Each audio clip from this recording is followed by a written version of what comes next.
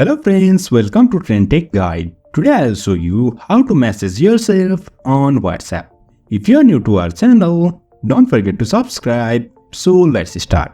Over here you can see I'm here in my phone's screen. I'll go to this WhatsApp and over here you can see my WhatsApp is open. Now to message yourself, just tap on this message icon on the bottom right and you can find here message yourself. Tap on it and you can message over here. Now I'll type message, keep going.